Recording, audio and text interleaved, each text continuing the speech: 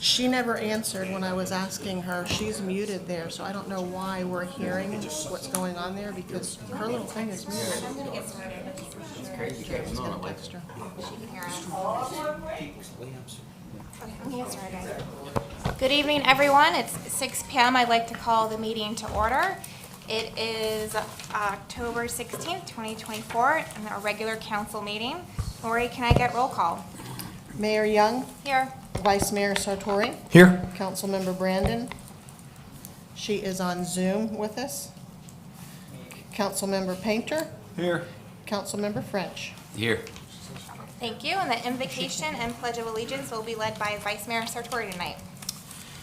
Okay, dear Heavenly Father, as we gather this evening, let us first take a moment of silence and pray, each in our own way, for the people that lost their lives during the past two storms, and pray for all the people that lost their homes and their possessions that must now live with only the memories of the places they once called home. We thank you for the men and women of our village staff, our first responders, our public works crews, our utility teams, and our administrative staff that worked diligently through the past two storms with the objective of keeping our residents safe, our property protected, and our village operational. They left their homes and families and put our needs above theirs, and for that, we are eternally grateful. As we discuss the issues before us this evening, may we approach any differences as a civil society. Remember that once we leave this chamber, we are so much more than the roles that we served in this evening. We are, at our core, mothers, fathers, brothers, sisters, sons, and daughters. In Matthew 12, you taught us to make the tree good and the fruit good, for a tree is known by its fruit. Out of the abundance of the heart, the mouth speaks. In your name we pray. Amen. Amen. Please stand. I pledge allegiance to the flag of the United States of America and to the republic for which it stands, one nation, under God, indivisible, with liberty and justice for all. Okay, can I get a motion to approve tonight's agenda? So moved. Second. All in favor? Aye. Moving on to presentations. Item number 1, we have a proclamation proclaiming October 21st through 27th as Florida City Government Week, and I don't think anyone's here to accept it, so we're not going to read it into the record tonight. Okay, moving on to consent agenda, can I get a motion to approve the consent agenda? So moved. Second. All in favor? Aye. Okay, any communications from citizens tonight? I do. I have Elizabeth Lawler. Hi, Lawler. I live at 104 Del Sol Circle, and it has come to our attention that they are thinking of rezoning the Villa Bellagio townhomes, and I'm just here to begin the process of how we very much oppose it.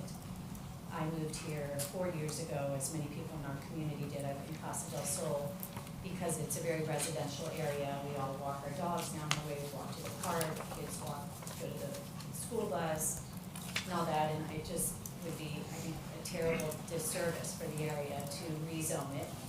And not to mention, it would really do a terrible thing to our property value. And in a nutshell, I just want to begin that process, and I know many people would like to know more about it, and we oppose it. I oppose it. Thank you. Thank you. Thank you. I have no more comment. Any other public comment that's not related to an agenda item tonight? Okay. Moving on, communications from council. I don't have anything this evening.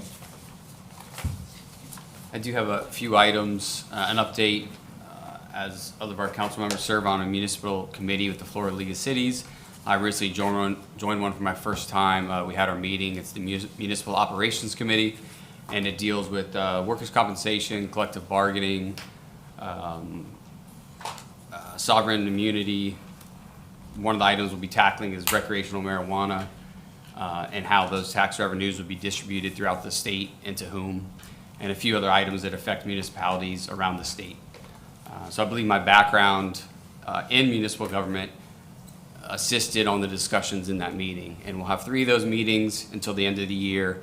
And then whatever that committee comes up with that believes it's most important of the items, we'll take those to the state level and continue to speak about them. And I'm sure you had some of the same experiences that just went by, but that was my first time there, and it was really impressive to see all the elected officials throughout the state working together as one. It was really a phenomenal bunch, and we were all learning from each other at a really fast pace, so I appreciated that opportunity.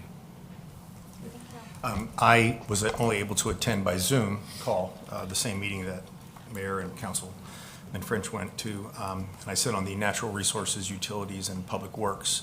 And a lot of issues to do with stormwater and things like that will be coming up. So our next meeting in November will be more robust. We'll have more to report. But just know that your village and your council is very well represented at the state level.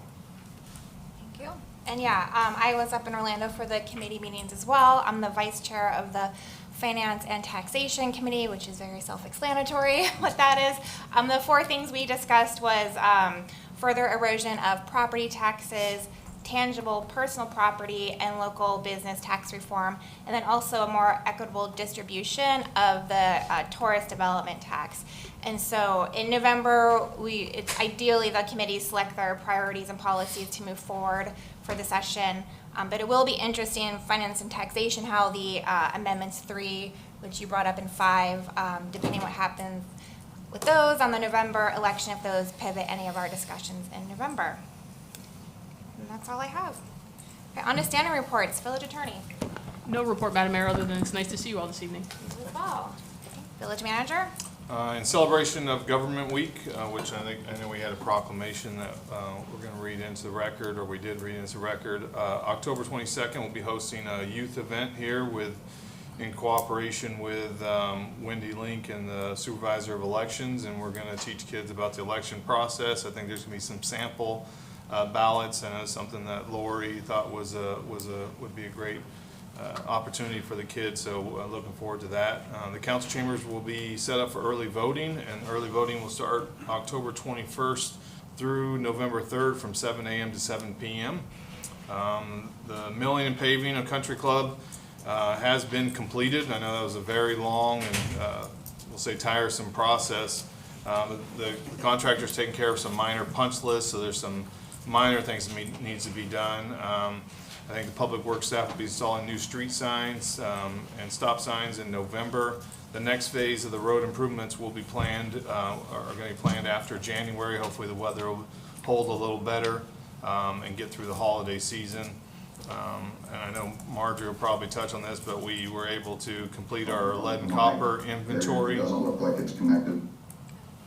We'll be able to, we finished our lead and copper inventory, and we have no certified, no copper lines in our system, so that was a good thing for the village, because I know there's several things floating around the nation about that. So, and you know, I know that Rick touched on a little bit on during his invocation, but you know, just very proud of our village staff. You know, I've been through a couple of hurricanes, and it just seems like just impressed with our staff more and more every time. Just the sacrifices that our Hey, staff. Lori, it's Brad. Hey, Brad, we can hear you. You did. I just told her. How'd you hear me Can talking? you turn the volume off? Oh, We can okay. hear Lori too a little bit. So can you guys hear me in council? Yes? Can you hear us? Yes. Okay. So they can hear me. Technology. Okay. So just, you know, kind of lost where I was, but just very proud of our staff. I think, you know, being around the group, you know, it never ceases to amaze me. You know, everybody sees the police and fire, you know, but, you know, those sacrifices they make to be away from their family. I mean, our water plant guys, our public works, I mean, there's just a number of staff that people don't even see that are, you know, sacrificing their time with their family in a time where, you know, I know, like my family, very worried about what's going to happen. So, you know, just appreciate those, and you know, looking out for our residents. So, just wanted to highlight, you know, that one last time. Hopefully, no more this year. So, And then we will be submitting reimbursement for staff time costs associated with Hurricane Milton. You know, I know that the state has declared Milton for FEMA reimbursement, and the feds have as well. If you can have Lori Williams call me, I'll have her call Lori Brandon on the phone on her desk. Brad, we can hear you in the chambers. Was he talking to you? I don't know, I've gotta go find Lori's Okay. number. Sorry, everyone. So we will be submitting reimbursement. I know there's some debate already about going on whether it was a hurricane or a tornado that caused damage, and so there'll be some discussion at the state level about that reimbursement. So if they claim it as a hurricane, we will not, I forget the difference, but the county may not be eligible for reimbursement because it may not have met the $6 million threshold for the hurricane. However, the tornadoes caused $6 million worth of damage. So there's some language discussion already going on that, you know, that we'll see how that plays out. So either way, you know, we have those costs. So with that, you have my report. Thank you. Any questions or comments from the manager? No. Okay. All right, moving on, police department. Evening, Mayor, Vice Mayor, Council, Village Manager, Village Attorney, Clerk. I don't know if I should do my report or have Brad do it since he's listening to us. Don't interrupt me, Brad. You have my report in front of you. Just a couple of highlights. We had a couple of vital ones with a couple of residents, a couple of car seat installations, fingerprints as well, the usual meetings. We sent Sergeant Matt Muniz to line supervision and Corporal Ramirez to death investigations. We celebrated National Chief, if Night- you could hold on one second. Do we need to take a pause to figure out the technology in the meeting? It's a little distracting, and I know I can't even hear Chief, so we can pause. It's okay. Silly thing. The buttons don't work well. Now we need elevator music. I can hear Chief, so.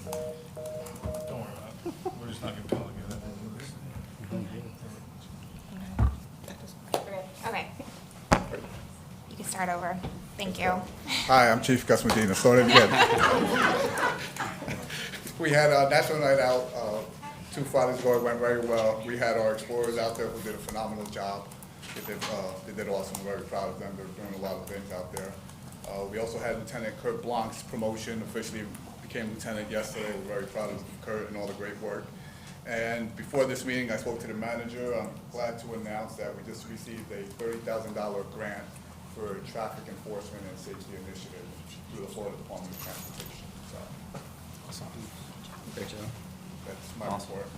Thank you. Chief. Any Thank you, questions, comments? No. Thank you. Thank you. Fire department? Good evening, Mayor, Vice Mayor, Village Council, Village Attorney, Village Clerk, and Manager when he comes back. I thought this report was going to be real easy, but obviously lots of things have changed since we wrote this. So I'm going to hit the highlights, and we're going to move into basically the storm a little bit. We did get the MDA boot drive done, so shout out to our guys here in the audience tonight for basically supporting MDA, as you guys do a fantastic job. Of course, we also had our 9/11 Remembrance Ceremony in the last month, and again, I appreciate everybody that came out and attended that event, and obviously it means a lot to the fire department that we have a good turnout for that. We did some training, and I think you have some pictures of that. Again, I'm going to kind of skip through that. Today, we did a badge pinning for 2 of our firefighters. Our last 2 that were on probation. So those 2 guys come off, that's Mark Fishman and Joseph Hoban. And that means that really for the first time in a long time, the fire department doesn't have anybody that's on probation. We do still have some driver training to go, and I think we still got a year and a half or so on that. But the department is in a very strong position personnel-wise, and this is one of those things I'm happy to announce. Next week, we have Palm Beach State Fire College coming in. They're going to teach command and control to all 3 shifts, and that's part 1. And then in part 2, they're going to go over that the following week. And all of this is leading up to a live fire training in November with Palm Beach County Fire Rescue. So we continue to kind of progress with our training programs and the way we coordinate with Palm Beach State and the way we coordinate with Palm Beach County. So again, it's another one of those things I feel puts us in a strong position going forward. We're training not only our younger firefighters and our drivers, but our officers, and we're developing the future leaders of our department. So I'm going to remind everybody that on November 9th, we'll be doing our chili cook-off, and we want to see everybody in attendance, and we have to win. I'm not sure who's doing the cooking, but we need to win another one. Obviously, it's a great thing that we do, you know, a big fundraiser that we do, and I think this year has a chance to be maybe bigger than ever, so come out and support us. Now, as I alluded to, everything kind of changed for us with Hurricane Milton. If you look at my notes here, we don't even mention it because this was written on September 27th, and of course Milton spun up a little late, got our attention, and as usual, as we start to put out these reminders to staff and these bulletins to staff, all of our department heads have been through this before many, many times. So they jump right in and they do what department heads do. They take care of their own hurricane action plans. They started getting everything ready to go. It really kind of came down to the last couple of days. And I'll be honest with you, this story changed quite a bit from 2 days prior to the day prior to the day of. And I think for us, what it looked like was initially a rain event. We might have some flooding. To eventually, well, the rain predictions kept getting reduced to, by the last day, they were saying 1 to 3 inches. You're not going to get rain. This is going to be primarily a wind event. When looking at the wind event, we were still only looking at 40 to 45, 50 miles per hour sustained, which is just a little over, you know, tropical storm force winds, and also just a hair over what we typically use as a go, no-go for fire rescue. So in my mind, it was going to be about that last part, go, no-go. And also in my mind, it was probably never going to be a no-go. I felt for sure our firefighters were going to be on the street in 40-mile-an-hour winds, doing what they do. Down power lines, fire alarms, fires, whatever comes our way. So the concern initially really was just for upstaffing. We really weren't thinking about EOC. Last minute, I said, you know what, let's roll with the EOC. So that brought in additional staff to do the EOC, which is actually relatively fortunate that we did it that way. Because as everybody here knows, this turned out to be a tornado event, not so much a tropical storm 40-mile-an-hour thing. That's what we experienced here, but we were very, very lucky. We were very close. The tornado that spun up out in Jupiter Farms moved northeast, crossed fairly close to the country club, and I'd say a mile estimate, and ended up going through JD State Park and up into Martin County. So just a mile. I think it's a completely different program we're talking about here tonight. We'd be talking about multiple homes probably damaged, destroyed, significant damage. We'd be talking about deploying all of our resources to the country club. We'd be talking about bringing in strike teams to support us, whether those are engines, ambulances, or USAR teams. We'd be talking about staffing the EOC probably still today. It would be a different ballgame. So we consider ourselves lucky, but I do want the council and the citizens here tonight to know we were very prepared. We did reach out. We were talking to Palm Beach County, Martin County, and Jupiter and the Colony, and all of our allies that we had out there. And we were ready to go. Unfortunately, it didn't happen to us. Going forward, one thing I have done since the storm is I've reached out to Sally Waite, who is the emergency manager for Martin County, and we're going to try to take a team up to their pod. And as you guys know, we signed off on an agreement to potentially operate a pod here in DeQuesta at St. Jude's Church. So we're going to go up and see their operation. I'm going to, quite frankly, steal their IAP and anything else they have on that so that it better serves our staff in the future, being able to see the actual operation. So we're still working it, even though we're no longer in a declaration.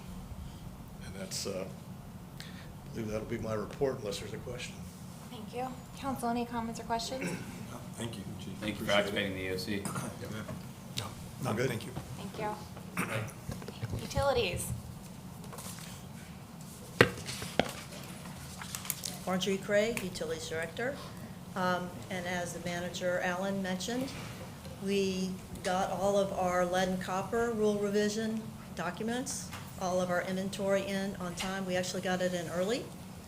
Thank you for your support at the last council meeting and being able to get a little extra help getting the inventory assistance. And we know we were one of the first out of, or actually the first out of some of the smaller utilities. I'm waiting to hear about, there are still quite a few utilities that are still working on getting their inventories done.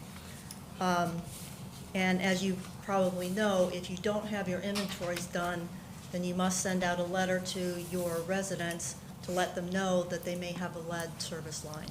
And that is something that we did not want to do. That was not an option to me. Just to hit the highlights, we have for the vulnerability assessment, we have submitted all of the documents to DEP. They are reviewing all of them. There are a few items they are still reviewing. We expect to have that done within the next month. And we have submitted for reimbursement for that grant, which will be $145,000. Dover Ditch, we are just waiting for the U.S. Fish and Wildlife permit, and then we'll be able to bid that out.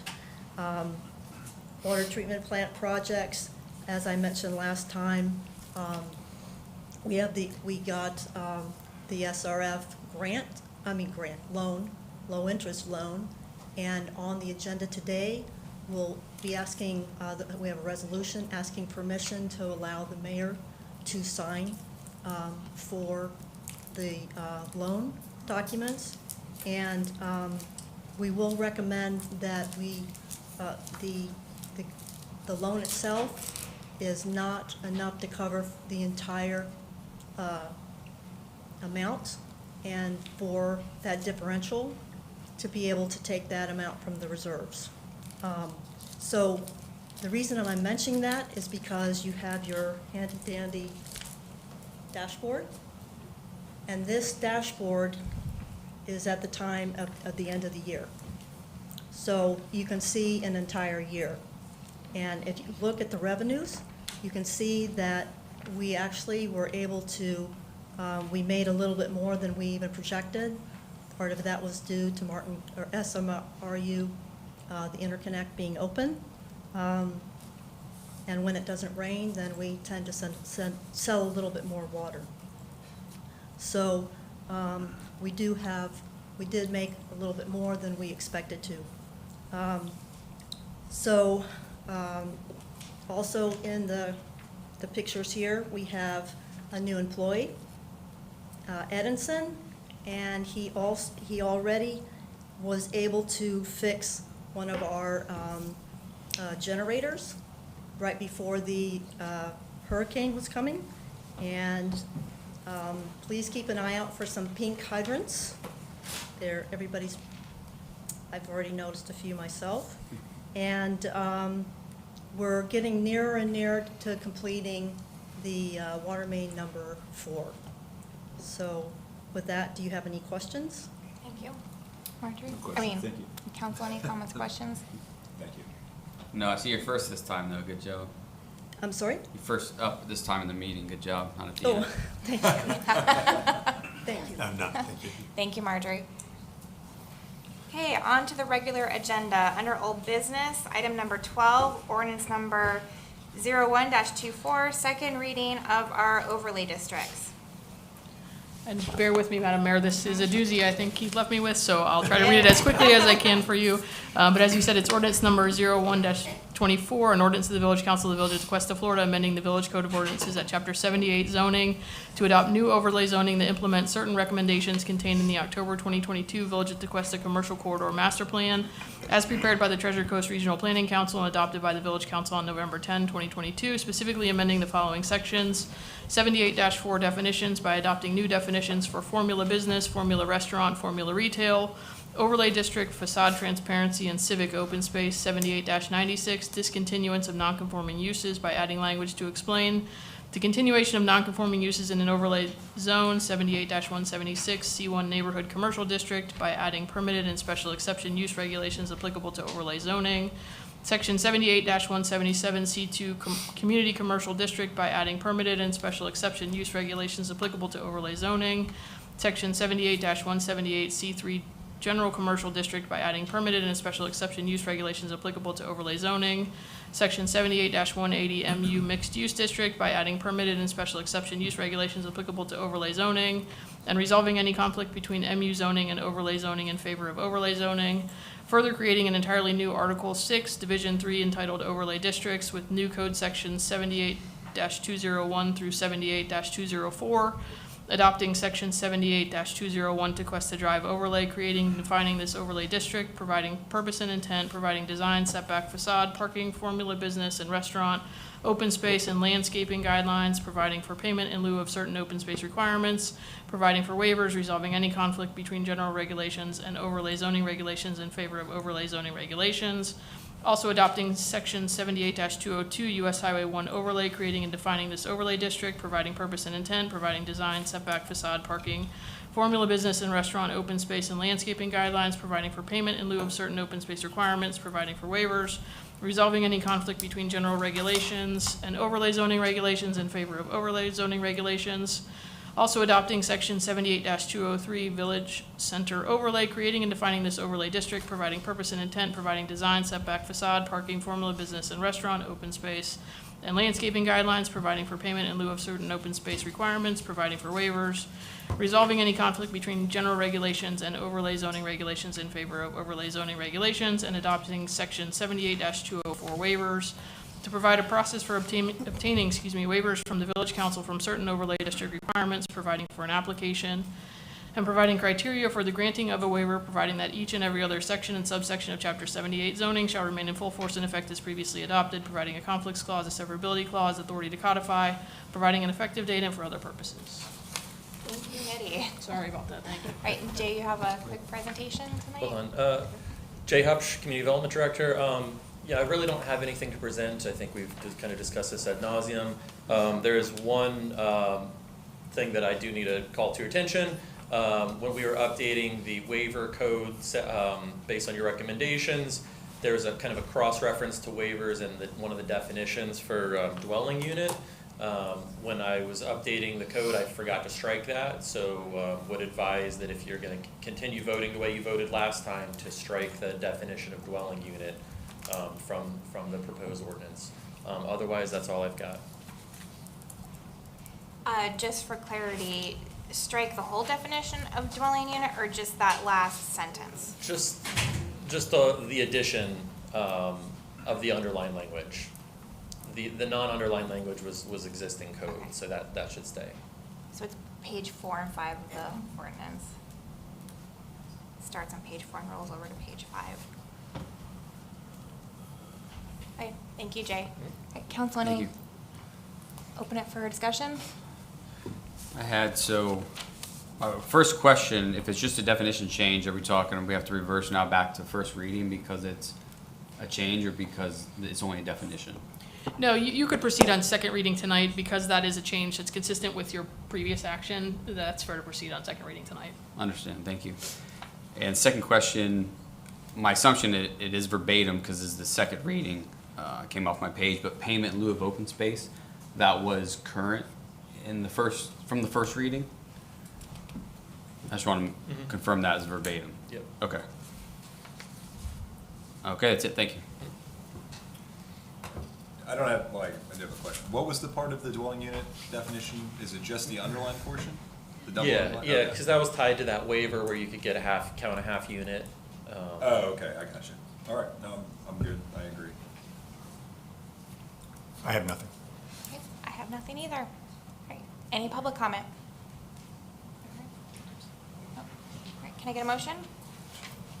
So moved. Oh, does she want, I guess, oh, hold on, Councilmember Brandon's on the phone, I was not aware. Laura, you have any comments prior to the vote? No, sir. Didn't know she was on. Do we have to Sorry. make the motion with the reference to the dwelling unit revision, or is that? need to be The motion should Yeah. include striking that last sentence there on the bottom of page 4 and top of page 5. Even though the ordinance doesn't change? Yes, so the motion would be to adopt the ordinance on second reading with the strike that's been talked about tonight to the last sentence on page 4, on top of page 5 for dwelling unit. So Okay. should there be a motion to approve, it would just be with that strike. Understand. Make a motion to, Real quick, I closed public comment. I do believe there is one, someone that would like to comment. Are you guys okay with allowing her up? Okay, we'll make an exception. No, that, if you could come up and state your name and address. Sure, Ann Minor, 478 Dover Road. Just a quick question. To understand that providing for payment in lieu of certain open space requirements, does that mean things like people can just, acquire, we're allowing more acquisition of formerly park space going forward? Is that the idea? It has nothing to do with park space. Is that your only question? And if so, Yes. then I can have Jay answer that real quick. Yes. Okay, so if you want to take your seat, Jay can answer.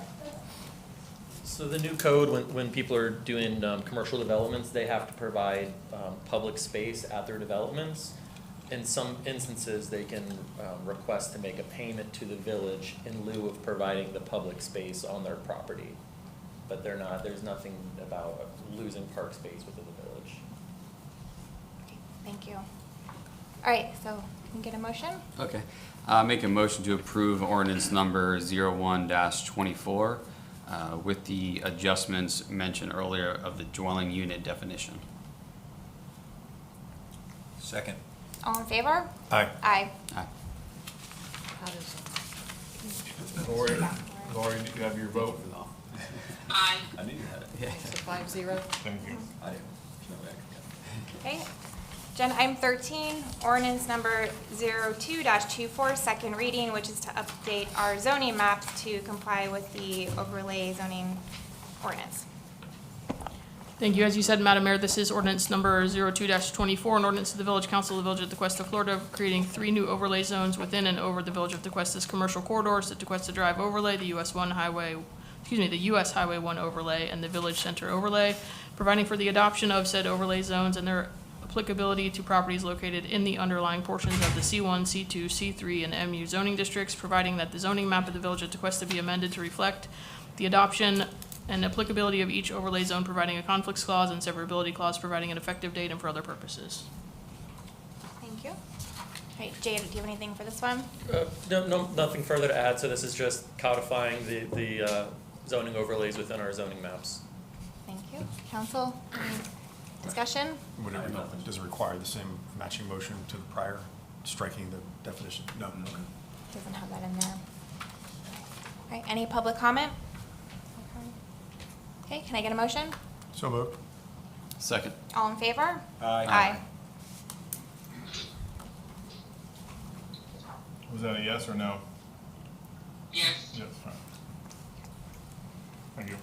All right, on to new business. Agenda item 14, consider approval of a MOU with Jupiter Inlet Narrows Conservation Alliance in partnership with FDEP's Coastal Partnership Initiative Grant Program. And are we discussing this one tonight? I know there's been changes since we have put this on the agenda. No, it's still moving forward. Okay. So Jupiter Inlet Narrows Conservation Alliance is trying to apply for a DEP Coastal Partnership Initiative Grant Program. However, the applicant actually has to be a municipal entity, so they would not be able to apply for this grant.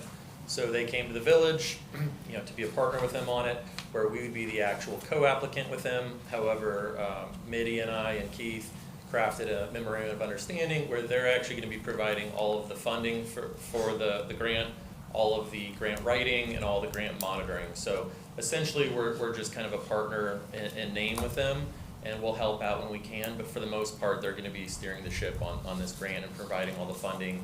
And of course, down the road, there may be opportunities for the council to partner with them on other projects or,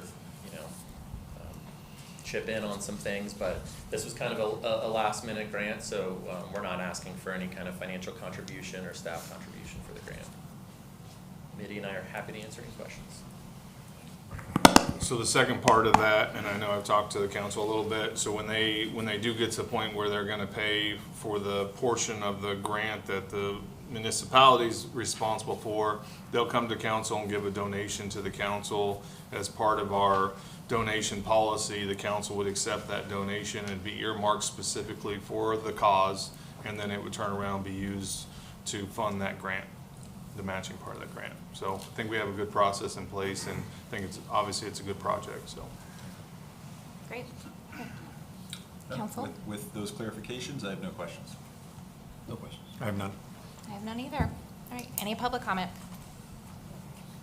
All right, can I get a motion? So moved? Second. All in favor? Aye. All right, thank you, Jay.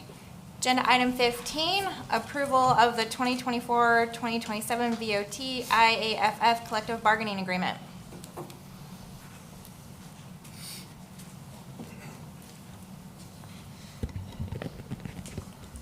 Okay, good evening, Mayor, Vice Mayor, Council. On behalf of the negotiating team, we bring before you this evening the 2024 to 2027 IAFF contract for your approval. The IAFF team was led by attorney Mark Floyd and Tequesta reps Jason Fawcett, Andre Dodd, Ron Sambelli, and Zach Wickert. Working with council, the management team included Village Manager Allen, attorney Wayne Helsby, the finance director Jeff Snyder, and myself, the HR director. I forgot to introduce myself. I'm Merlene Reed, the HR director and risk manager. Okay, you have before you the memo that was produced for this. We started negotiations back in April 2024, and we reached an agreement, and the member ratification we received, it was added to your packet this week. The highlights, I just want to touch on a few highlights of the pay plan. And by the way, the manager wants to say a few words afterwards. And if the union is here in full force, so members of the IAFF, so they may want to say a few words as well. But the highlights for us, the pay plan, there are pay increases of 11, 5, and 5, meaning that's over the 3 years, 11 first, then 5, then the 5%. There's also a 3% step annually, so we're looking at a total package of 14, 8, and 8 over 3 years. The estimated cost is broken down at the bottom of the page. You will see we have the current year, then 2024, 25, 25, 26, and 26, 27. One of the major things, I came here 18 and a half years ago, and we had what was called a career development plan that was previously linked to education and training for advancement within the firefighter medic, and the lieutenant medic jobs. That has been disbanded, but however, the chief worked out, and it's in the contract, a way to ensure that the skills are still maintained, the essential skills that we're looking for. That is now written into the contract. There were various increases or addition to the assignment pay to include water rescue, EMS logistics. We had a new dive team coordinator, narcotics officer, and field training officer added as well. Similarly, firefighters and lieutenants temporarily, this is new, assigned to work in a higher classification will receive a 5% after working 6 or more hours in a higher position. Incentive pay also increased. There were 2 reopeners, and one is a pension reopener in 2025-26, the final year of the contract, not to be open later than not to be open earlier than April 1, 2026. And finally, there is this Article 49, substance abuse policy and testing. We have a marijuana reopener should recreational marijuana use become legal in Florida. If anybody has any questions, the entire team is here, and we can answer those questions. Thank you. Jeremy, do you want to say something? So the difference, because we didn't really get too much into the weeds with this, the difference between this last year's personnel budget and this year's is a $411,000 difference. We did have a placeholder in the budget, but with this agreement, we will need to come back with a budget amendment mid-year of $261,000. And some of that will still be worked out, but estimated $261,000. But I think, at the end of the day, I think, we have very highly skilled firefighters that, love our community. I think this is a great deal hopefully they believe that too, for the village to, maintain and recruit, good qualified firefighters, so. Thank you. If the union, All right, council, any, open it for discussion? No, other than thank you for all of your hard work. It was a long process, so thank you to everybody involved. Yeah, thank you, Marlene, for leading this. I've been involved in dozens of negotiations with government contracts, and this was an extremely professional and efficient process from the union side, the village manager, yourself, the human resource director, and council as well. It really was great for me to see this in my hometown. Just the efficiency was unmatched, and the way everybody treated each other during the entire process was phenomenal. So thank you. I agree with everything that's been said so far, and I just want to remind everybody that in March of 2023, there was a charter amendment that said that 96% of our voters in the village of Tequesta wanted to keep our police and fire independent. And part of that, in doing that, and keeping them happy, is making sure that we retain the great talent that we have, we continue to train. And this contract is just one of those things that it takes. And we'll make do, and the village will continue to grow, and our fire department and all of our first responders will continue to be the best that we have out there. So I'm totally in support of this. I just second what everyone else said. It's, you guys, everyone did a great job, and it's a very professional process. Every contract I've been through has been professional. I think this is the best outcome, that, it works for everyone, everyone's happy. And so just really thank you for everyone's work. thank you. I think Jason wanted to say a few words as well.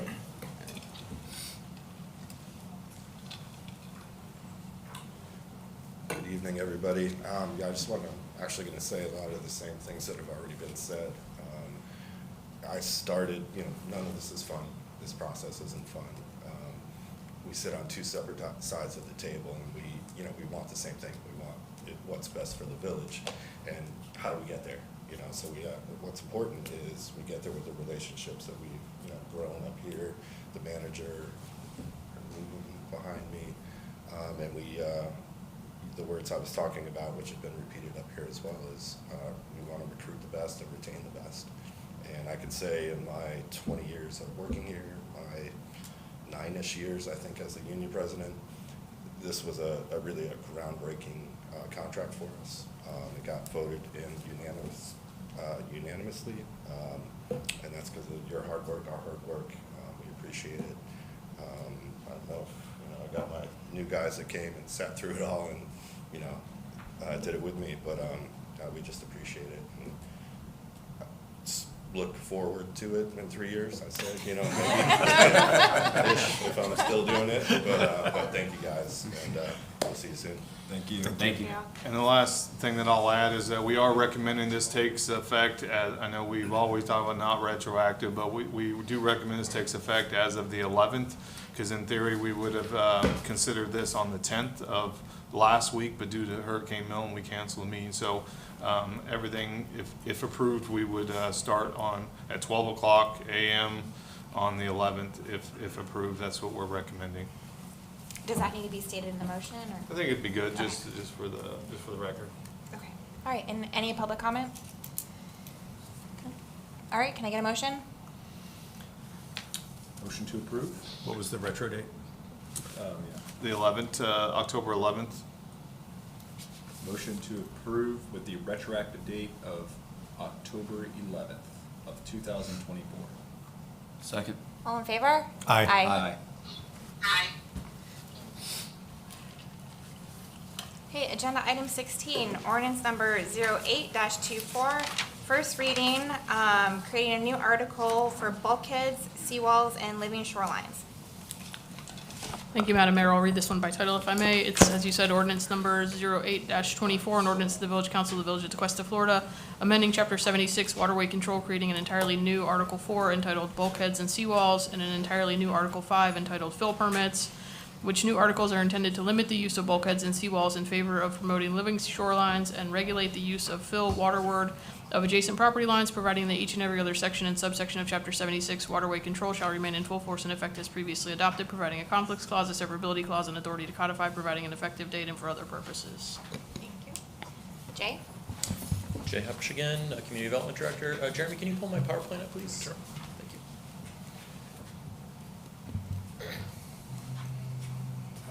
Should be the, I missed, hold on.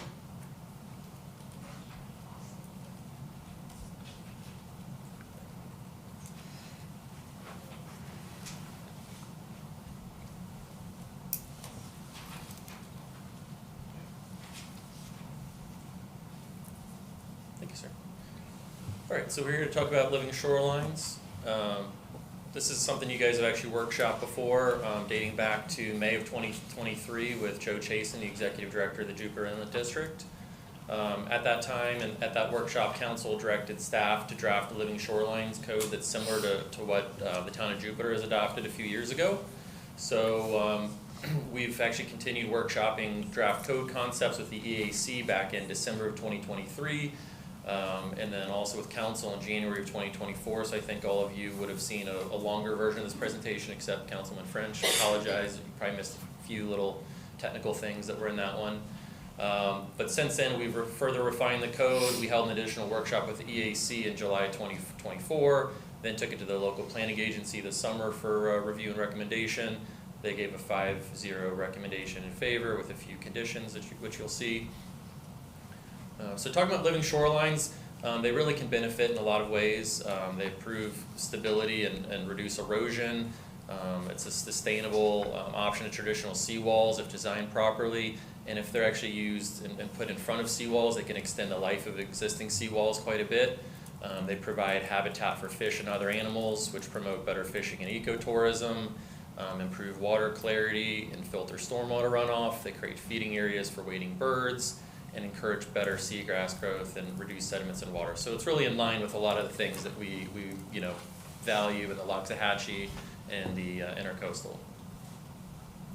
So here's kind of an example of some living shorelines. The one on the left is no living shorelines at all. It's just a hardened seawall.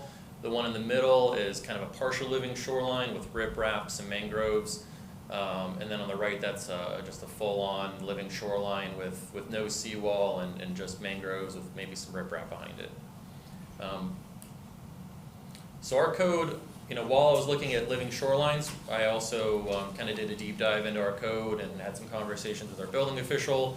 And we also noticed that we don't have any regulations regarding bulkheads and seawalls or the placement of fill waterward property lines anywhere in the village. So it's difficult for our building department to regulate construction of bulkheads and seawalls without defined regulations. Wayne here. So Wayne, I'm sure, could give some examples of some challenges that leads to. So we think that'll help there.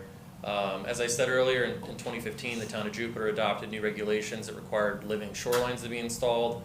One important thing to remember with the Jupiter code and with the code that we're proposing today, it's not requiring anyone to come in and put mangroves in or riprap in on an existing bulkhead or seawall. It's only needed when you're repairing, making a significant repair, or replacing an existing seawall or constructing a new seawall.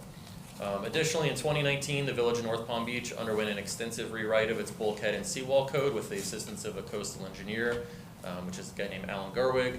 That was while I was working there, and I used a lot of the findings that he did to kind of incorporate it into this and honestly probably save the village the need to pay for a coastal engineer to come in and do all these things. He did a really good job in North Palm Beach. So what we did is we used the Jupiter's Living Shorelines Code and North Palm Beach's Bulkhead and Fill Permit Code as kind of inspiration and baseline, clean some things up where needed. Our code is pretty similar to Jupiter's, except that our code actually says that you can't convert a natural shoreline to a bulkhead shoreline without a zoning variance. We actually have an existing comprehensive plan provision in place that says that, but it's not codified and it's written to be a little ambiguous. At one of the EAC meetings, Vice Chair Tom Bradford pointed out that really most things that you're going to see in the draft code is a good example of putting things into a comp plan into the actual code. So there's a lot of aspirational things and policies and goals related to this in the comp plan, but there's really nothing supporting it in the code. So what we've done is try to codify it to make it kind of easy to put into practice. So here's a picture. It shows Tequesta and Jupiter. As you see, we really share quite a bit of the same the Loxahatchee. So it kind of makes sense to mirror and be similar to what they're doing. And in our case, we're taking it up maybe a notch. Here's an old from 2013. It's a shoreline assessment. It's an estimate of how much of the village and the locks is bulkheaded, rock, and natural. So still about 35% is rock and natural, and about 65% is bulkheaded. Say that we shouldn't be hardening shorelines, so we put this into practice in the code at the bottom that says, properties with natural shorelines shall attempt to utilize living shorelines techniques to stabilize the shoreline in lieu of armoring the shoreline with a bulkhead or seawall. So if you have a natural, good news on that though is there's special criteria for variances in case and a legitimate right. They would be able to obtain that zoning variance, but they'd have to provide some proof, ideally through a coastal engineer that kind of demonstrates why or how their property is disturbed and why they need to harden their shoreline. Issue number 2 is establishing seawall and bulkhead setbacks. As I said, we don't have any right now. So what we did is we said that when seawalls and bulkheads are being repaired where the cost is more than 50% of the replacement cost, they shall meet these new standards. That's kind of a standard non-conforming percentage there and throughout the building construction world. So the new code says that new seawalls and bulkheads cannot be constructed beyond the rear property line, but an existing seawall may be reconstructed 18 inches water side of the property. And that's because that 18 inches, because it also ensures that people aren't encroaching well out into the waterway, which people will try and do. They'll try and extend their property line and make their yard bigger, and the next thing you know, the canals are more narrow and people are having a difficult time navigating. So it's good to have that in place. And it also says that seawall cap shall extend no further than 3 feet from the wet face of the bulkhead. Also kind of a standard provision, and that's good for aesthetic reasons, and I think people tend to like to have the bulkhead, the seawall cap, extend out a little bit. Another thing that we added that we took from the North Palm Code was establishing seawall and bulkhead height. In the North Palm Code, they really looked at future sea level rise and created minimum and maximum seawall and bulkhead heights. Here's a few different comprehensive plan provisions that kind of relate to that say that we should be doing things to increase community resiliency from impacts of sea level rise and utilize best practices to reduce risk of flooding. So in 2019, as I said, North Palm staff, they evaluated king tide level data and sea level rise projections from the Southeast Florida Climate Change Compact to establish appropriate minimum and maximum seawall heights. So properties that are in the X and X500 flood zones, which is really not a true flood zone, you don't have to have mandatory flood insurance if you're in those flood zones. Those have a minimum seawall cap height of 4 feet, but they can go up to 4.5 feet. So we establish a minimum, which will be good to ensure that they're appropriately hardened for potential sea level rise. But then 4.5 feet, you don't want them to be too tall so that they're unsightly. However, properties in the AE zone, which is an actual special flood hazard area, can have them 6 inches higher. So those can be up to 5 feet. And that was kind of based on what the North Palm coastal engineer wanted to do. And thought was kind of an appropriate maximum height that would allow people to harden for potential sea level rise, but not be too high. Issue number 4 is compatibility between properties. Wayne and I both came from North Palm, where there's a ton of water and a ton of seawall construction going on. So he and I have seen this quite a bit, where you have kind of compatibility issues between properties. Someone comes in and they build a seawall that's at elevation higher than their neighboring property, and they can have negative impacts on them. So we took the provision that's in North Palm Code that says that they should have a properly finished appearance that's equivalent to or better than concrete stucco. We had seen some instances where the water facing side of the seawall cap was beautiful, and then the side that the neighbors saw on their property was hideous looking. So this ensures that they'll have to put quality material on the neighbor's side of the property too. There's also, in this case, they'd also have to provide a drainage plan that demonstrates there will be no sheet flow and erosion issues related. Wayne has dealt with this quite a bit, so he would essentially look at that and just make sure that there aren't any extremely negative impacts happening on the neighbor's property if there are different elevations. So then issue number 5 is how do we create living shorelines? So on the left, those are kind of just, riprap in front of a seawall. On the right, you've got, kind of combination of riprap, mangrove, and seawall. So we've got a few things in our comp plan that talks about water quality and best management practices to reduce water pollution and water quality. There's 4 of them there. I don't have to go through all of them. Although one of them is by actively participating in estuarine water policies throughout Loxahatchee and Indian River Lagoon. So of course, if Jupiter has already done this, it's kind of an intergovernmental cooperation to kind of do what they're doing. So how do we create living shorelines, and how did Jupiter propose to kind of create new living shorelines? So when a new bulkhead or seawall is constructed, or when an existing one is replaced, 100% of the bulkhead or seawall should be faced with riprap or mangroves, and this excludes a dock or a pier portion that it would extend off the property line. However, and this is where it can get a little confusing, complicated, so I'll go slow on this one. The EAC and PZB had a tough time with it. Only 10% of that has to be established mangroves. So you'd have 100% riprap, but only 10% of it is mangroves. And the idea and the goal would be that the 10% would expand and grow over time, but at the start it's 10%. There obviously has to be kind of established grow-in time. So 2 years after that, 2 years after the final inspection of the bulkhead, we would then do an inspection of the property. And if less than 10% is comprised of mangroves, if they didn't meet that 10% threshold, then they actually have to plant 20% of it with mangrove. So it's kind of a punitive thing, like, hey, if you don't get to 10%, you've got to come in and do 20. We do have a good thing that's in the Jupiter Code is a shoreline exemption map. So if you're in a canal, you're exempt from installing the riprap and mangroves. They're narrow. There's not enough room to really do this, and a lot of them have their boats are essentially anchored parallel to the shore, so you really can't even do that.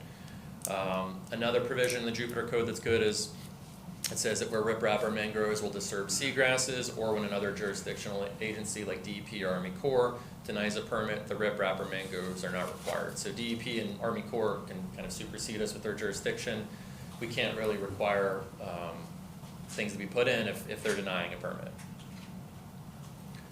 Here's the proposed shoreline exemption map. So you see we have a few in yellow. Those are our canals that would be exempt from this. Again, too narrow to really participate. Issue number 6 is revetment. So this is pretty similar to the bulkhead section. So if you are you can replace a revetment with a revetment, but if you want to harden a revetment and take the revetment to become a bulkhead or seawall, you again have to go to the Planning and Zoning Board to get a zoning variance and meet those criteria that I showed earlier. There you go.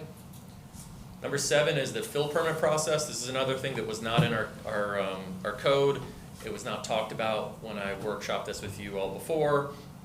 But basically, it's an issue that Wayne and I had run into in North Palm Beach as well, which is fill permits, preventing people from bringing fill to a property and extending their property line. We had it in the Ermine River in North Palm a few times where people, you can get these things called geotube. You can fill up, they can come and just fill up dirt from the sea, the ground, and then put the geotubes on the shoreline and extend the property line. And we had a few code enforcement actions there, and fortunately we had a fill permit code, so we were able to take these people to our special magistrate for code violations. But here we don't really have anything preventing us from keeping people from putting fill under their property. So we do have a few different comp plan policies that kind of back it, but nothing in the code really. So we do have a fill permit process that's in this draft code. It says no fill shall be made, deposited, or maintained in the Loxahatchee, Indian River, canals, other tidal waters in such a manner that it shall extend beyond the property line, other than the 18-inch seawall thing we talked about earlier, or if it's needed to construct or maintain a living shoreline like mangroves or riprap. The fill permit process, it's really meant to be difficult because somebody could come in and put fill on an adjacent property and it could really impact the neighbors. So because of that, it's proposed to go to Village Council. That's how it also was in North Palm Beach. There's public notice required. You have to send letters to the neighbors. We had this in North Palm Beach where someone was proposed to do one. They had to send the public letters out, and the neighbors all came out and said, we don't want our neighbors to do this, and it got denied. So it's really kind of meant to be difficult to bring fill in and extend your property. So onto the LPA. The LPA's recommendations were voting 5-0 to recommend approval with the following conditions. In section 7634.3, modify the 1-year monitoring period extension to 2 6-month extensions. So I mentioned that 10% requirement for mangroves. If they're not established, staff can actually, the way it's written, can grant a 1-year extension. The LPA wanted that to be 2 6-month extensions. The LPA also wanted to clarify what the definition of a disturbed shoreline is, and when a zoning variance is requested, when someone's trying to harden a revetment or a living shore, a natural shoreline, they wanted the building official and community development director to indicate whether or not they agree if the shoreline is disturbed and should actually be hardened. Number 3, to ensure that the total cost of repairs estimate for bulkheads is based off of linear feet, and that the community development director would maintain the cost of a bulkhead repair. So, as I said, when the cost of repair of a seawall is more than 50% of the replacement cost, it's no longer considered repair. You'd have to come into compliance with our Living Shorelines Code, and they wanted us to kind of maintain an estimate of the cost so that we could kind of truth what people are proposing. Some people might try and get around doing that, and so we think that's a good addition. The 4th one is add a provision in the fill permit section allowing for emergency approval of fill to stabilize natural shorelines or mangroves in the event of a storm event. Also think that's a good suggestion. If there's a hurricane, we wouldn't want someone to have to wait for a village council approval to stabilize something. And that's my presentation. Happy to answer any questions. Wayne is here as well to answer technical construction questions. Thank you, Jay. All right, council, I'll open it for discussion. Just a quick question that you probably covered and I may have missed it, but so this would, any existing bulkheads in place that are not, do not have to be replaced or otherwise need work, those are grandfathered in essentially until the point where they would have to do any type of work to it, at which case this would apply. Exactly. Okay. And the EAC, well, I mean, while we're talking about that, the EAC did have a really good idea to find a way to actually incentivize people to do that, kind of like our planting trees in the right-of-way program. So I think the EAC is going to explore how we can just encourage people to come in and voluntarily do that. But Okay. yeah. No, I think this is great, and I appreciate all the hard work you guys have done, and it'll be interesting to see what our shorelines look like in 10 years. We'll see. So as you mentioned before, I wasn't during the initial meeting, so I'm kind of playing catch-up in education, meeting with people, and educating myself as well. What was riprap? Not a word that I've heard before. So it was good listening to some of the EAC meetings and being educated there. I think the idea is great. I am hesitant here, and if you can clarify for me, I like to limit as much government involvement as possible into property owners' backyards. And it feels a little bit that we're not giving them an option to produce bulkheads if they choose to on new property or, like you said, over 50%. And so that caused a little bit of concern for me just on property owner rights and then also with our recent floods. So my initial is that I'd be against that part requiring the living shoreline for those new properties. My question is more, how can we incentivize people to move towards that? Because we're not only telling them what to do in their property, we're also telling them they have to pay for it. Is there a program out there? What was the EAC's incentives, ideas on maybe pushing people in that direction instead of mandating, what type of construction they're going to have to use back there? Sure. Yeah, I mean, their idea was more of a, like I said, kind of like the Adopt a Tree program where the village would, have a pot of money yearly. I don't know what that number is, but we'd have a pot of money and where we would maybe do a 50-50 match or 100% match, and where people would essentially come to the village and say, hey, I'd like to put mangroves in front of my property. let's do a cost share or, something like that. Understand, okay. And is there anything out there, grants or, expedited permitting, permit fee waivers, anything like that, that would be similar in pushing people in that direction? Not only new construction, but just like council members, Painter said, already having bulkheads there, maybe pushing them in that direction, because you could have, bulkhead, riprap, mangrove, you don't have to be necessarily under construction or repairing it. Sure. So that's an idea that we could, if the council wanted to, we could craft something like that where they get, if they were repairing a seawall or putting in a new seawall, the council could give, a permitting reduction to kind of offset the installation of the mangroves, but I don't think Wayne ever likes to give up his permit money, so Sorry, I hate to even toss that out there. Okay, and my last question here, so I'm just reviewing my notes over a long period of time. So your slide, 65% is currently bulkhead. Is there a specific reason why property owners choose bulkhead over already just doing, some do have riprap, and I've seen it, or you're boating around, and you see the differences. Is there a reason someone chooses bulkhead instead, or is it just cost? Because the majority, supermajority, right, Yeah. is bulkhead. Yeah, that's a good question. I mean, I think, unfortunately, I didn't have some of my educational documents in here. I do have a slide, I had a slide in there that shows that living shorelines can be the same or even less expensive than a bulkhead or seawall. So yeah, I think it's a matter of preference, and I think we as the state of Florida, there's also a slide that shows how much of Florida has been armored by seawalls. I mean, the number in Palm Beach County, I think we were at 75% in Palm Beach County. It was a really high number, but I think that was kind of a matter of preference historically. But I do think that there is turning into a movement to go back to the natural shorelines. That there's some data and some stuff out there showing that living shorelines can extend the life of an existing bulkhead or seawall, but that they can even be more resilient in the course of a storm. They can be more resilient to a sea level rise or storm event than a bulkhead or seawall, which are prone to fail.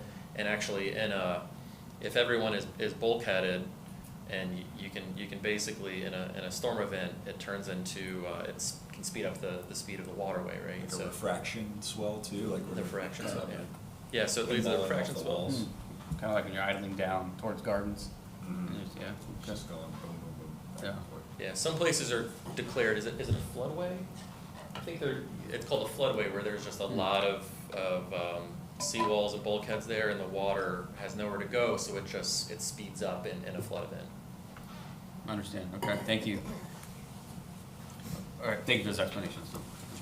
Real quick, because I just want to make sure I capture, because I always take notes.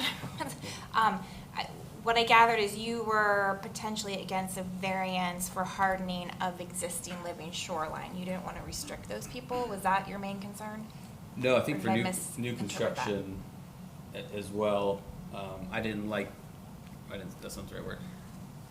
I'm hesitant to tell property owners what they have to put there. If saying you have to put a living shoreline, not saying, okay, you have the option for bulkhead or living shoreline. I like the process more going down, we're gonna incentivize you because we want you to get to living shoreline, but you still have that option for new or existing.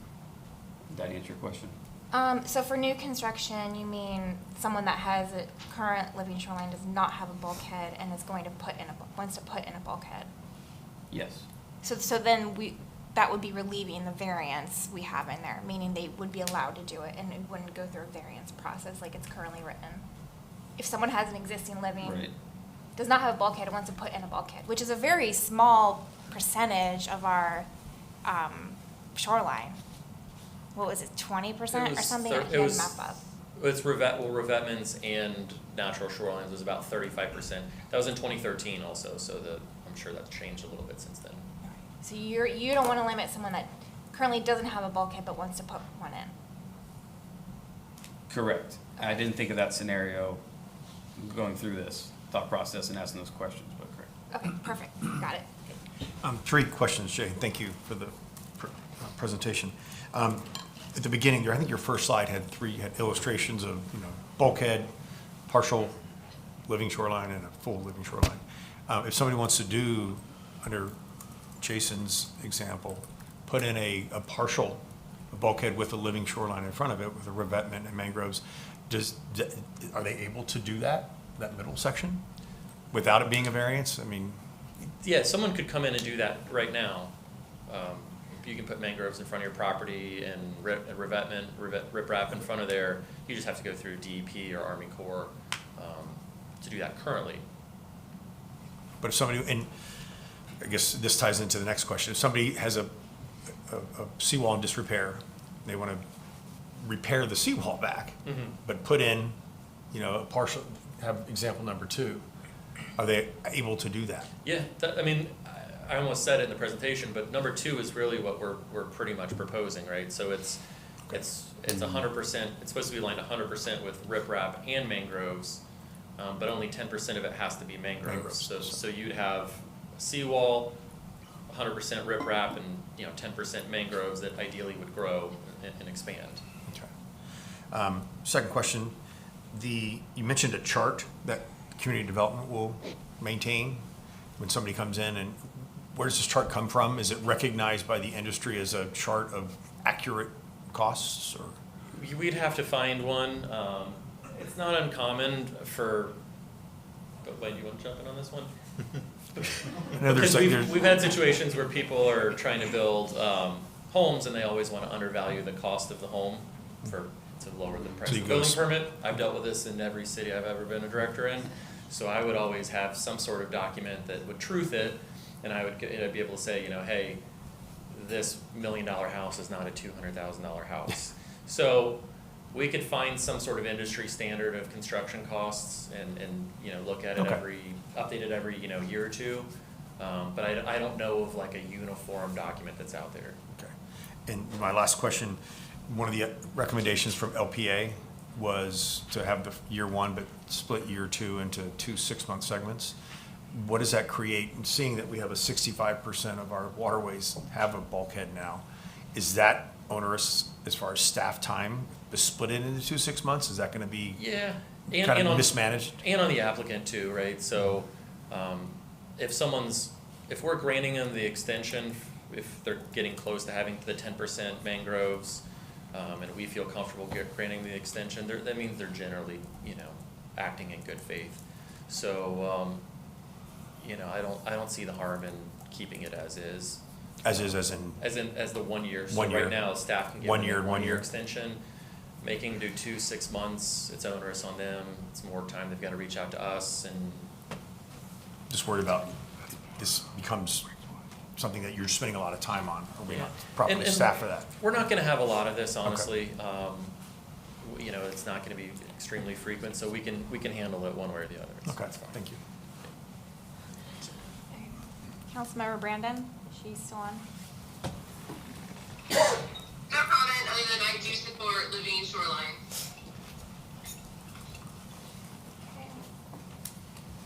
All right, I just want to go through the LPA recommendations so we can establish those. So the first one was what you just brought up. I had the same question, about is that going to be too much for staff and also the property owners? But, bulkhead, unless you have some weird failure, they can last for 30+ years. So it's not like we're going to be seeing this a lot. So I do think, maybe if it becomes an issue down the road, we could amend it if it's, not working out. But, generally, is everyone good with that recommendation? The first one? Number 1, I was against the committee recommendation. I was for keep the 1 year extension. So the committee is recommending 6-month periods. 2 6-month 2 months, extensions, which would still be a year, so you just want to keep it 1 year. I was just keeping it 1 year. I agree with that. I would agree. Okay, that's fine. I'm fine with that. The second one, which was clarifying the definition of disturbed shoreline, when a variance is requested, that requires a written recommendation from the building official and community development director indicating if they agree if the shoreline is disturbed. I think we should add in that the option for village staff to use a third-party consultant or coastal engineer, because I don't know that we're always the expert at that, and I think if they feel the need to do that, it should be written in there. If we keep the variance thing in there. Is that cost covered by the village and the property owner? Good question. Jay, Wayne, what would you guys recommend on that? I mean, the property owner would likely have a coastal engineer opinion regardless, but if we feel like we want to get our own, I would Yeah. assume it would have to be on us. So is the property owner like would appeal the village staff's opinion, then in that case, they would have to pay for that third party? It would be in the case where, so we would likely ask for a coastal engineer's opinion from them, and then Wayne and I, building official and community development director, would evaluate that, and if we weren't comfortable with what was in there, if it wasn't clear, we would feel the need to get a third party, in which case we would, the way that we typically operate is we would put that cost on them for the third party. I agree with that. Okay, so add that language in if we decide to adopt that one. 3, the estimate, having a chart of the, I think it's you're gonna do by linear foot of wall. I'm in agreement with that, but I would wanna make sure it covers the kind of standard types of, too much to ask, and, I mean, is that something you guys think you can manage and find like industry standards for that? Yeah, and we can manage it, and there's a path to appeal any administrative decision we make, so if Wayne or I were out in left field with what our numbers were, they could appeal it to council and challenge our rendering on that.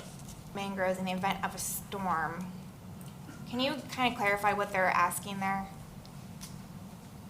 So the fill permit says that you can't bring fill into a property waterward of your property line without village council approval through the fill permit process. But I think, was it you? And so here it is. So to your point, you could craft it and say, the village.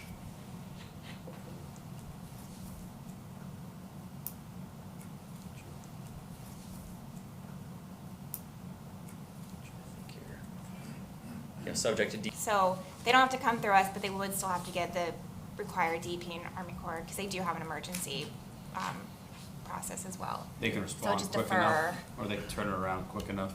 They have emergency processes. I'm not gonna comment on how fast they are, but, Well, I guess just- but they do. And I mean, at the end of the day, we're not approving anything for anything in this ordinance unless DP and Army Corps approve it first. So that's why I think we could. Discussion. On section 76-33, which you touched on the 18 inches from the property line. With the seawall cap, another 21 inches past that. They'd have to get a zoning variance. Right, yeah. Yeah. They wouldn't be able to do that.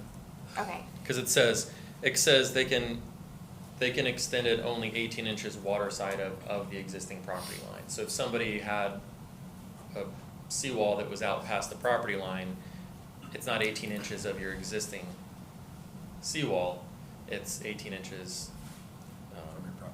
beyond the property line. You don't want to go too far Yeah. beyond that and still keep in the conformity with the second paragraph below it. So, therefore, pick up item 1. Past their property line, do they need to provide an easement agreement? Like, someone owns the water at the end of the day. It can be federal, state, I've seen like South Florida Water Management District can own it, Army Corps can own it, DEP. So like, would they have to get an easement agreement from whoever owns the water? And, I know this is really tight, sorry. They should be getting one. I think we've talked about this. Yeah, we've got the water, the navigable waterway, just for DEP and our Army Corps. The submerged land and ownership of that's a different conversation altogether. So I'm going to defer that to legal. Yeah, and typically it's a submerged land lease, so it's, the property line extends out, the riparian lines extend out, but typically, like he says, would have to go through the processes that exist now and get a revision to that lease if they already have one. Okay, so on top of like the Army Corps and DE permits, that's something that they would have to provide here? Okay, and is that clear in this ordinance that they would have to provide those documents? Do we need to clarify that? I think it's fine the way it is. Okay, Because it's part of the permit, we're telling them they have to come to get a permit. Part of that permit process is us telling them this is the requirements that you're gonna have to do to submit. okay, So we're gonna disclose it on the permit application process anyway, as a check the site out. And if I may add, that's always language that's in the DEP permit themselves. They Yeah. refer back to the submerged land lease, so it's covered. it'll be in there, okay. And then on the chart that has the, topic cap elevation, I know those new FEMA coastal maps are coming out in December. Well, I think they're technically out already maybe, but they're official, being enforced in December. Correct. Could that change any of this? So the answer is, no. We understand that we've got the maps coming out. What this is referencing is NAVD 88, and that's the vertical data that's being used. So we're thinking about it from the water's edge, where the map is referring from the property size and the elevation that you're gonna be building from. So what we're saying is that we just don't want the water, you build a seawall cap to prevent the water from encroaching onto the property. And therefore, the way it's written right now is correct. Okay. And then if someone wants to go higher than that, and DEP and Army Corps approved, is that, would they, do we have anything written in here or elsewhere throughout our code about allowable vibration monitoring levels and any monitoring requirements? Because depending on what kind of sheet or panel they're installing, it can cause quite a bit of vibration. That's a very good question. I'd like to bring that back under the construction site maintenance, and that's probably where it's more applicable, because it affects a lot of areas in terms of vibrations and demolition and so on. Fun and really interesting. I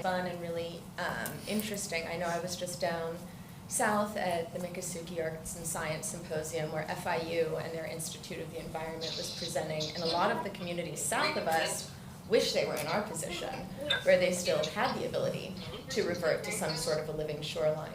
And to Ms. Watkins, I mean, they're gorgeous. They absolutely look like you have beach in front of you, and you can have your kids walk down to the waterfront. You know, we were getting scrapes jumping up and down on seawalls. And so to your point, Mr. French, I think that the seawalls kind of predate the science. Like, it seemed kind of like the safest solution at the time to protect our homes, but we really do know now how valuable mangroves are.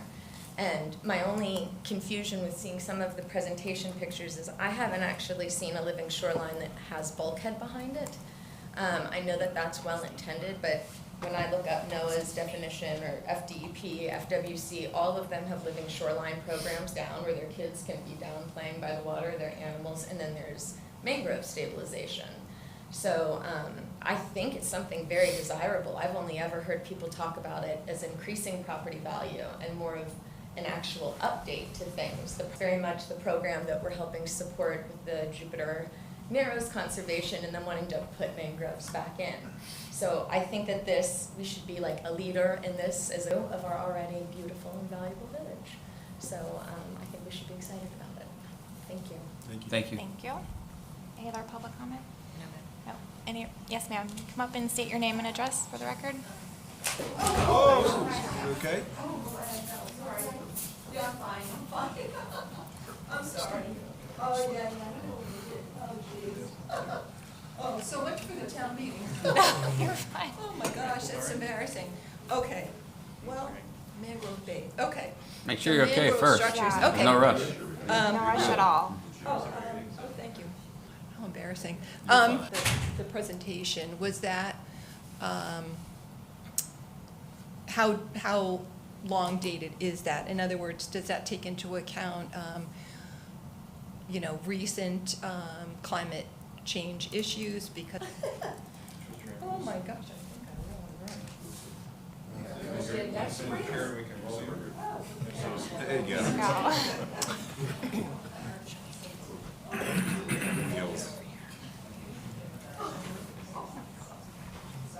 Nope, you're fine. I'm glad you're okay. To answer her question, that the sea level data was from 2019, but it was projected out through 2060 or 2070 through the Southeast Florida Climate Change Compact. Hey, my name is Scott Tedford. I'm at 134 Chapel Lane in Tequesta. I just want to quickly say I've been a biologist in South Florida for many years with Florida State Parks and currently a local county. I commend the village staff on their work trying to promote the living shorelines. I just want to quickly mention they're extremely important for storm resilience, for juvenile fish habitat, therefore our community. And I know Commissioner French, you had some really valid questions. I would just encourage you to, take a little deep dive into some of the benefits to the living shorelines, and I think you'll see that it would be really worthwhile, I think, for our community to adopt those ordinances. Thank you. Thank you, appreciate that.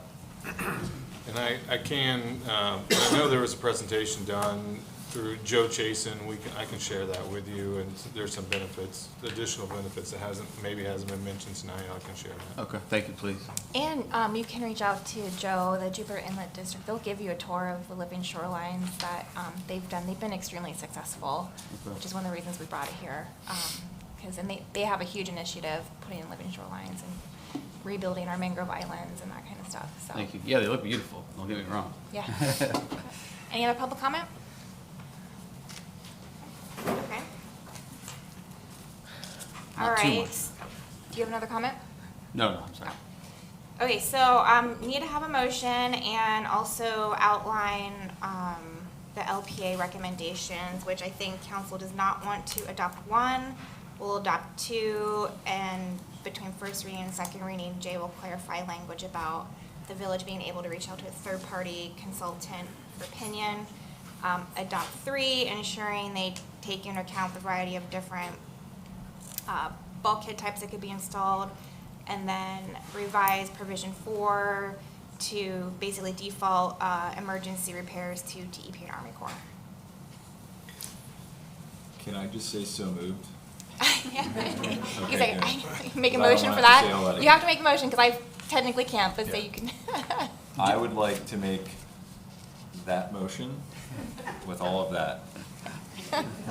Can I get a second? A second. Okay, all in favor? Aye. No. Lori? She's gone? She left us. Okay. No, we don't need to do all that. Okay, where am I now?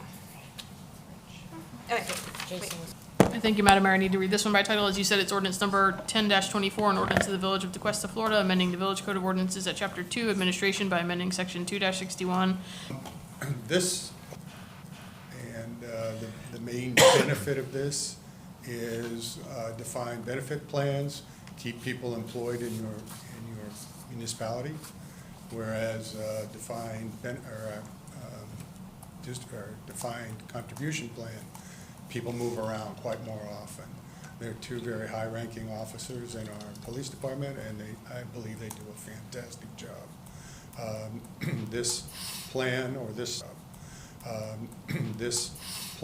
this change will have them pay the actual. Thank you. Council, thank you. Council, any comments, questions? No question. That makes sense. I appreciate you catching that. I have none. I think it's a great retention. Catching that. I have none. I think it's a great retention tool.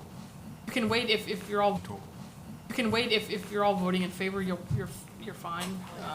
Here to renew the bleach contract for the water treatment plant. Water treatment plant uses renew the bleach contract for the water treatment plant.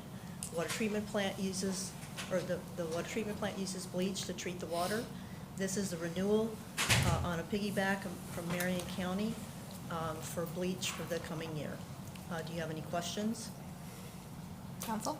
No questions. Thank you. Nope. Any public comment? Nope. Can I get a motion? So moved. Second? All in favor? Aye. Agenda item 19, resolution number 20-24, which is, I think, authorizing the mayor to sign for the revolving fund loan. Yes, and to pledge, the ability to pledge revenues to repay the loan, designate an authorized representative, and you can read, you've probably read the memo. The one question that you may have is I talked about recommending that we take from reserves, and how are we going to make up for that? Fantastic finance director also was able to earn some interest on some unspent money in our reserves. And we also have, if you may recall, water main number 1 and number 4. We did not move forward with water main number 1, and the differential in that is about $161,000. So in deferred projects, that makes up about that difference in cost. So that total is where we would make up that money. So if, and to anticipate your probable question there. Great, thank you. Council, any comments or questions for Marjorie? No questions, thank you. One question on reserves. When you mention reserves, is that utility reserves or is it general village reserves? It's separate. It'd be utility fund reserves. Understand. Thank you. So, just like, not the general fund. Thank you for clarifying. Yeah, yes, and- people would be up in arms. Yeah, thank you for clarifying, where you have found, Would be attacking me at the podium. thank you, Marjorie, for clarifying where you found some of that, the extra Thank you. proceeds, so thank you very much. No questions. Thank you, Marjorie. Any public comment? Can I get a motion? So moved. Second? All in favor? Aye. Aye. Thank you. Yep. Thank you, Margaret. So it's the first time some of you guys have seen this emergency declaration in conjunction with the mayor, myself, and the chief. That's how we determine a declaration. Obviously, we're looking at the county and others. So once we do that and declare that emergency, the way the ordinance reads is that we have to bring it back to council after the fact for consent or for to memorialize it. So that's what you have here. Really, there's no. The action is to, accept it, but you can't undo the emergency.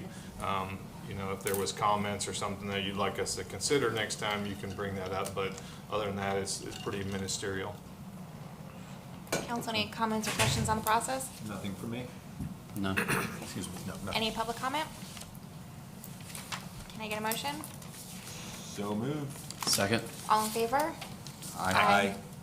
All right, with that, any other matters? I do not. Staff backup in for the ordinance, the first ordinance that we did, the second reading of the overlays, discussed, what was discussed at the last meeting, is that council agreed to further workshop the building height allowances for architectural features, standards for 80/20, and the requirement for the mixed use, and the waiver language related to the provision of more open space. We're going to talk about what would that look like, or we're going to put that on the next, I'd like to see that on the next workshop or the coming workshops. It's on our list. Is staff going to be ready for it for November? Let me check, but we'll make it a priority. We'll see if we can get to it. Just want to make sure we don't. I know we have it on our list. Have a Like, whole shared like yeah, notebook. like that Mayor we- says, we have it on our list, and let me just check with staff, Okay. before I commit to them. Thank you. Good point. No, that's it. Nothing further. I don't have anything. So can I get a motion to adjourn? So moved. Second? All in favor? Aye. Look at that. That makes up for a very long one last. Yeah. Did you hit 9 when Yeah, but it looks dark out all of a sudden. Oh, yeah. You were? The problem is this keyboard is very hard to push the stuff, and there's a lag. Like if you try to dial your office You number. know what? I talked to her. I want to go. Yeah. See, it likes your fingers, it doesn't like my fingers. When I dial it, it doesn't work. I mean, it's a great company, but she's doing. There's a level where I really push. Yeah, I'm pushing hard. I didn't either. Maybe we change the one that's in the Being our conference room. thing, Nice to see you. We both handle risk management, so. Because the one in the conference room works fairly well. Yeah, this one here. That's like the if button I was looking for, dang it. Oh, I bet you don't. I know right here, probably, Jeremy, right here, maybe. Yeah, I was trying to like, Right. turn your buttons off.